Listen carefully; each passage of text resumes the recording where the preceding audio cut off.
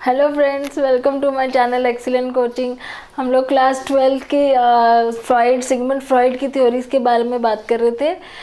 Freud की theories ख़त्म होने के बाद एक पोस्ट फ्रॉइडियन थ्योरीज हैं। पोस्ट फ्रॉइडियन का मतलब है फ्रॉइड के बाद। तो कुछ उनके स्टूडेंट्स थे जिन्होंने उनके साथ काम किया था, लेकिन उन लोगों को फ्रॉइड की थ्योरीज में कुछ चीज़ें नहीं पसंद आई थी, उनको कुछ चीज़ें अच्छी नहीं लगी थी या फिर उनको ठीक नहीं लगी थी। तो उन्होंने उसी में से अपने नई थ्योरी बनाई है जिसमें कुछ चेंजेस करे, पर्सनालिटी से रिलेटेड थी।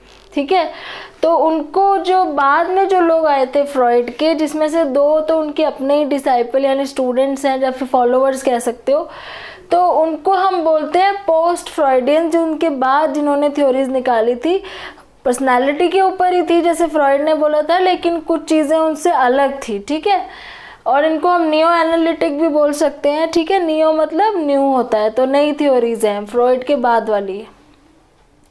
तो पहला इसमें हम बात करेंगे कार्ल युंग के बारे में। इसको कार्ल युंग प्रोनाउंस करते हैं, जे को हम साइलेंट लेते हैं, UNG को हम प्रोनाउंस करते हैं, कार्ल युंग।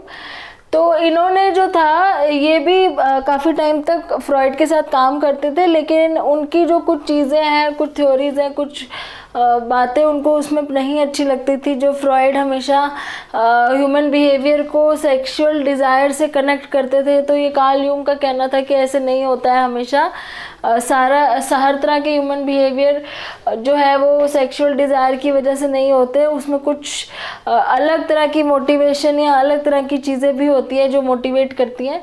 इन्होंने अपनी साइकोलॉजी की थ्योरी को एनालिटिकल साइकोलॉजी नाम दिया था। ठीक है, और ये जो बात करते थे ना, ये आर्कीटाइप्स की बात करते थे। आर्कीटाइप्स का मतलब ये बहुत इंपॉर्टेंट वर्ड है यहाँ पे। ये कुछ ऐसी चीज़ें आर्कीटाइप्स जो ये कहते थे कि सारे ह्यूमन बीइंग्स में कॉमन है। और ये जैसे हम होते हैं, बॉर्न होते हैं, उसी टाइम पे हमारे माइंड में इमेजेस ऑलरेडी होती हैं। मतलब ये इनहेरिटेड है, इनहेरिटेड और फाउंड इन ऑल मैनकाइंड, ये सब जगह कॉमन मिलेंगी और ये हमारे अंदर पहले से ये इमेजेस होती हैं। इनको हम प्राइमोर्डियल इमेजेस भी बोलते हैं। ये इमेजेस या आर्कीटाइप्स ऐसी चीज़ें जो हम किसी से सीखते नहीं हैं या किसी को सिखानी नहीं पड़ती, ये ऑलरेडी ह्यूमन बीइंग के अंदर प्रेजेंट होती हैं। जैसे एग्जांपल हम ले लेते हैं, जैसे गॉड की बात करते हैं, तो आप किसी भी जगह पे, किसी भी कंट्री में या किसी भी रिलीजन में, किसी भी कल्चर में, सब जगह जाओ तो एक जो गॉड का कॉन्सेप्ट है वो सबके वहाँ कॉमन है। कहीं आपको कोई भी ऐसा कोई कल्चर या कोई ट्राइबल एरिया में भी आप चले जाओ तो कोई ट्राइब या कोई ऐसी जगह नहीं मिलेगी जहाँ पे लोगों को गॉड का कॉन्सेप्ट नहीं पता। उन सबको पता है कि गॉड एक चीज़ होती है, वो किसी चीज़ को वर्शिप करते हैं। बेशक सबके अलग अलग हैं, लेकिन जैसे ही कोई बॉर्न होता है ह्यूमन में, तो उनको ये कॉन्सेप्ट पहले से ही क्लियर होता है कि गॉड भी एक कॉन्सेप्ट है। तो ये तो एक एग्जांपल है, ऐसे और बहुत सारे एग्जांपल्स हैं जो उन्होंने बोला कि पहले से ही हमारे अंदर वो चीज़ें प्रेजेंट है, वो बाद में जाके धीरे धीरे हमें याद आती है या ध्यान आती है। जब हम किसी से सुनते हैं या किसी से देखते हैं किसी को, तो हमें याद आ जाता है। ठीक है, तो आर्कीटाइप्स इन्होंने बोला, इसकी डेफिनेशन अगर हम देखें तो identical psychic structure common to all. ये ऐसे साइकिक स्ट्रक्चर हैं, हमारे माइंड के स्ट्रक्चर हैं जो कॉमन है सब में। मतलब आपको पूरे कहीं पे भी ह्यूमन बीइंग्स जो होंगे ना, वो उसमें ये चीज़ें आपको कॉमन दिखेंगी। उन सबको पता होगा कि गॉड किसे बोलते हैं, उन सबको पता होगा कि कोई चीज़ होती है जिसे हम वर्शिप करते हैं। तो ऐसी काफ़ी सारी चीज़ें हैं जो सारे ह्यूमन बीइंग्स में कॉमन मिलेंगी और अननोन नहीं होंगी सबके लिए। तो उसको इन्होंने आर्कीटाइप्स नाम दिया था।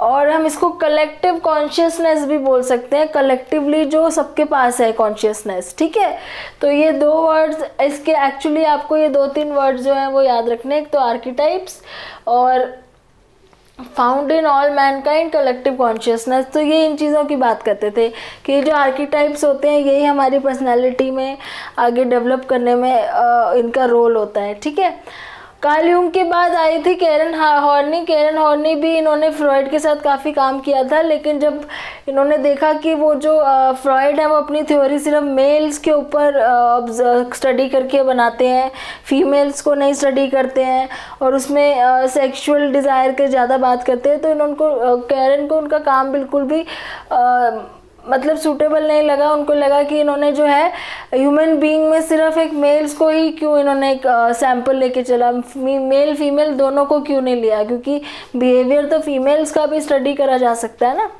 तो इन्होंने फिर अलग हट के अपनी थ्योरी बनाई थी जिसमें इन्होंने कहा था कि अगर हम फीमेल्स की बात करें, क्योंकि मेल का फ्रॉइड ने ऑलरेडी बात कर ली थी, तो इन्होंने फीमेल के लिए कहा था कि फीमेल की अगर बात करें वुमेन की, तो उनमें सोशल और कल्चरल फैक्टर्स बहुत ज़्यादा इम्पॉर्टेंट होते हैं। उनकी पर्सनालिटी में जो भी चेंजेस आते हैं बिहेवियर में, पर्सनालिटी में, उसके जो डिपेंडेंट है वो सोशल और कल्चरल फैक्टर पर डिपेंडेंट होते हैं, सिर्फ बायोलॉजिकल फैक्टर नहीं होते। और इन्होंने कहा था कि साइकोलॉजिकल ऑर्डर्स, अगर किसी को साइकोलॉजिकल कोई डिसऑर्डर है जैसे कोई, तो उसका कॉज ये होता है कि अगर आपके इंटरपर्सनल रिलेशनशिप, किसी के साथ रिलेशन आपका डिस्टर्ब्ड है, आपके सोसाइटी में, फैमिली में किसी के साथ भी आपका रिलेशनशिप अगर डिस्टर्ब्ड है, तो उस वजह से साइकोलॉजिकल डिसऑर्डर्स होते हैं। ठीक है, तो इनका बेसिकली फोकस किस पे था? सोशल और कल्चरल फैक्टर पे। फिर थे एल्फ्रेड एडलर। इन्होंने इंडिविजुअल साइकोलॉजी पे बात की थी। इंडिविजुअल साइकोलॉजी मतलब इन्होंने ये कहा था कि जो ह्यूमन का जो बिहेवियर है उसको मोटिवेशन के लिए सिर्फ बायोलॉजिकल फैक्टर्स नहीं, एक इंटरनल मोटिवेशन और होती है जो कि गोल डायरेक्टेड बिहेवियर होता है। सारे ह्यूमन बींग्स का जो बिहेवियर होता है किसी ना किसी गोल को अचीव करने के लिए होता है। हम जो भी काम करते हैं वो हमें किसी ना किसी टारगेट को अचीव करने के लिए करते हैं। तो वही जो गोल डायरेक्टेड बिहेवियर है वही हमें मोटिवेट करता है अलग अलग तरीके से बिहेव करने के लिए, और वही हमारी पर्सनालिटी में दिखता है, उसी से हमारी पर्सनालिटी बनती है। तो मोटिवेशन किस लिए होती है? इन्फीरियरिटी कॉम्प्लेक्स को ओवरकम करने के लिए। और वो इन्फीरियरिटी कॉम्प्लेक्स इनके अकॉर्डिंग सबके अंदर होता है कि जैसे गिल्ट होता है या फिर कुछ अंदर से होता है कि हमारे पास ये कमी है, ये पूरी करनी है। तो उसी को पूरा करने के लिए जो हम अपना बिहेवियर करते हैं, दिखाते हैं, उसी को इन्होंने गोल डायरेक्टेड बिहेवियर बोला है। तो इनके अकॉर्डिंग पर्सनालिटी उस पर बेस होती है। उसके बाद आ जाते हैं एरिक फ्रॉम बात करते हैं सोशल ओरिएंटेशन की। ये बेसिकली ये बोलते हैं कि हमारी पर्सनालिटी जो है हमारे एक्सपीरियंसेस से डेवलप होती है। ठीक है, तो एक्सपीरियंसेस मतलब जैसे हमें हमारे एक इंडिविजुअल का जो पर्सनालिटी होती है उसका सबसे इम्पॉर्टेंट ट्रेट होता है कि हमें फ्रीडम की डिज़ायर होती है, हमें फ्रीडम चाहिए होती है, और हमें ट्रूथ और जस्टिस को स्ट्राइव करने के लिए ट्रूथ और जस्टिस को ढूंढना बहुत ज़रूरी होता है। हम हमेशा ये पता करने की कोशिश करते रहते हैं कि क्या सही है, क्या गलत है, और जस्टिस मतलब कि सबके साथ जस्टिस हो रहा है कि नहीं, मेरे साथ जस्टिस हो रहा है कि नहीं। तो ये जो हमारी ट्रेट होती है, हमारे अंदर, सबके अंदर आदत होती है कि हमें फ्रीडम चाहिए, हमें सच्चाई जाननी है। तो यही जो सारे एक्सपीरियंस है ना, यही हमारी पर्सनालिटी को डेवलप करते हैं। तो ये सोशल ओरिएंटेशन की बात करें कि हमारे सोसाइटी की तरफ हमारी ओरिएंटेशन कैसी है। ठीक है, और लास्ट में आते हैं एरिक एरिक्सन, जो बहुत ही ज़्यादा इम्पोर्टेंट साइकोलॉजिस्ट है, क्योंकि इन्होंने तो डेवलपमेंटल स्टेजेस के ऊपर बहुत ज़्यादा बात की है कि पूरी लाइफ में जो डेवलपमेंट होती है वो कि कौन कौन सी स्टेजेस होती हैं उसकी, उसमें कैसे कैसे डेवलप हुआ जाता है।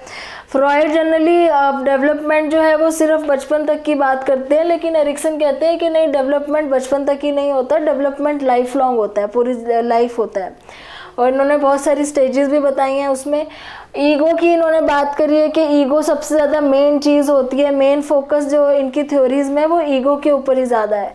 और आइडेंटिटी क्राइसिस इन्होंने एक बहुत ही इंपॉर्टेंट टॉपिक डिस्कस किया हुआ है अपनी डेवलपमेंटल स्टेजेस में, कि आइडेंटिटी एक एडोलेसेंट एज होती है, टीन एज, जिसमें आइडेंटिटी क्राइसिस होता है, और अपनी आइडेंटिटी को ढूंढना सबसे इम्पॉर्टेंट ज़रूरी चीज़ होती है उस एज में। जो उस टाइम पे वो आइडेंटिटी क्राइसिस को सॉल्व कर लेते हैं, उनकी पर्सनालिटी आगे बहुत पॉजिटिव हो जाती है, और जो आइडेंटिटी क्राइसिस नहीं हो कर पाते सॉल्व, उनकी आगे जाके पर्सनालिटी पे नेगेटिव इफ़ेक्ट्स नज़र आते हैं। तो इन्होंने इसको बहुत ज़्यादा डिस्कस किया हुआ है, आइडेंटिटी क्राइसिस को, और उसी के बेस पे इन्होंने पर्सनालिटी को डिस्क्राइब किया हुआ है। तो यहाँ पे इन सब लोगों ने पर्सनालिटी को सिर्फ बायोलॉजिकली नहीं, क्योंकि फ्रॉइड बायोलॉजिकल पे ज़्यादा फोकस करते थे, इन सब लोगों ने अलग अलग चीज़ पे फोकस किया हुआ है। कोई कह रहा है कि आर्केटाइप्स के ऊपर होता है, कोई कह रहा है कि नहीं सोशल और कल्चरल फैक्टर्स होते हैं, और यहाँ पे ये कह रहे हैं कि नहीं हमारा जो मोटिवेशन अंदर से ही आती है क्योंकि हमारा बिहेवियर ही गोल डायरेक्टेड होता है। फिर एरिक फ्रॉम का कहना है कि हमें एक्सपीरियंसेस से जो हम सीखते हैं उससे हमारी पर्सनालिटी बनती है, क्योंकि हमारी आदत है कि हम सोसाइटी में हमेशा ट्रुथ को ढूंढने की कोशिश करते हैं। ठीक है, उसके बाद एरिक्सन कह रहे हैं कि आइडेंटिटी क्राइसिस जो होती है उसको अगर हम सॉल्व कर ले तो उससे हमारी पर्सनालिटी ज़्यादा डेवलप होती है। तो ये सब लोग अलग अलग फैक्टर्स की बात कर रहे हैं, जिसमें इन्होंने बायोलॉजिकल के ऊपर इतना फोकस नहीं दिया हुआ है, सेक्सुअल के ऊपर इतना फोकस नहीं दिया हुआ जो कि फ्रॉइड ने बात करी थी। तो इसी वजह से ना साइकोडायनामिक थ्योरी जो फ्रॉइड की है ना उसके क्रिटिसिज्म भी है बहुत सारे। बेशक वो थ्योरी कहीं ना कहीं फिट बैठ जाती है हमारी पर्सनालिटी पे, लेकिन कई लोगों ने उसको क्रिटिसाइज भी किया हुआ है कि जो फ्रॉइड है ना उन्होंने केस स्टडीज़ करी है लेकिन उसको साइंटिफिकली टेस्ट नहीं किया हुआ। उन्होंने ऑब्जर्व किया हुआ है लोगों की इन डेप्थ केस स्टडीज़ करी हुई है, पर उन्होंने उसको साइंटिफिकली कहीं पर टेस्ट नहीं करके देखा हुआ, तो उसका कोई साइंटिफिक एविडेंस नहीं है। और ज़्यादातर क्या चीज़ें सच मानी जाती है जिसका हमें साइंटिफिक प्रूफ हो, तो उनकी जो थ्योरी है ना उसका उन्होंने कोई प्रूफ नहीं ढूंढ के रखा हुआ है साइंटिफिकली। दूसरा ये कह रहे हैं कि उन्होंने जिनके ऊपर टेस्ट किया है वो बड़े स्मॉल सैंपल थे। स्मॉल मतलब बहुत कम लोगों पे टेस्ट किया था, ज़्यादा लोगों पे नहीं किया। तो कम लोगों पे टेस्ट करने से वो जनरलाइज कैसे कर सकते हैं सबके ऊपर? हो सकता है जिनके ऊपर उन्होंने टेस्ट किया वो चीज़ उन्हीं के ऊपर वैलिड आ रही हो, और ज़्यादा लोगों पे करते तो हो सकता है कि उनके टेस्ट की रिलायबिलिटी नहीं आती। ठीक है, तो ये उन्होंने लिया है कि स्मॉल और ए टिपिकल सैंपल लिए थे। ए टिपिकल मतलब नॉर्मल एवरेज लोग ना लेके कुछ ज़्यादा ही थोड़ा सा नॉर्मल से अलग लोगों के ऊपर टेस्ट किया था, तो ऑब्वियसली रिजल्ट भी थोड़े से डिफरेंट ही आने थे। फिर उन्होंने थर्ड क्रिटिसिज्म दिया कि जो उन्होंने कॉन्सेप्ट दिए भी हैं उसको डिफाइन नहीं किया हुआ ढंग से, तो हम उसको टेस्ट कैसे करें। अब उन्होंने उस टाइम ना टेस्ट किया, ना उनको कॉन्सेप्ट को क्लियरली डिफाइन किया, ना उनको इस तरीके से बताया कि उसको आगे जाके कोई और टेस्ट कर पाए साइंटिफिकली। तो वो बोल रहे हैं कि कॉन्सेप्ट ऐसे हैं जिनको हम साइंटिफिकली नहीं चेक कर सकते। और लास्ट जो बहुत इंपॉर्टेंट क्रिटिसिज्म है कि उन्होंने खाली मेल को ही प्रोटोटाइप मान के स्टडी किया था ह्यूमन बिहेवियर का। प्रोटोटाइप का मतलब है कि उन्होंने माना था कि मेल का जो बिहेवियर है यही बेस्ट होता है स्टडी करने के लिए, जबकि ऐसा नहीं है। जैसे कि कैरन हॉर्नी ने बोला था कि फीमेल्स का भी करना ज़रूरी है, बिहेवियर तो दोनों का ही आप देखोगे ना, सिर्फ मेल्स का थोड़ी देखोगे, क्योंकि बिहेवियर तो माइंड से रिलेटेड है, तो दोनों का होना चाहिए। तो इन्होंने खाली मेल्स पे ही स्टडी किया था। तो ये चारों क्रिटिसिज्म है साइकोडायनामिक थ्योरी के जो फ्रॉइड के हैं, और इसी क्रिटिसिज्म के वजह से बाकी जो फ्रॉइड के बाद लोग आए थे उन्होंने अपने अपने अलग अलग थ्योरीज दी थी। ठीक है, तो अब यहाँ पे ये थ्योरीज फिनिश होती हैं।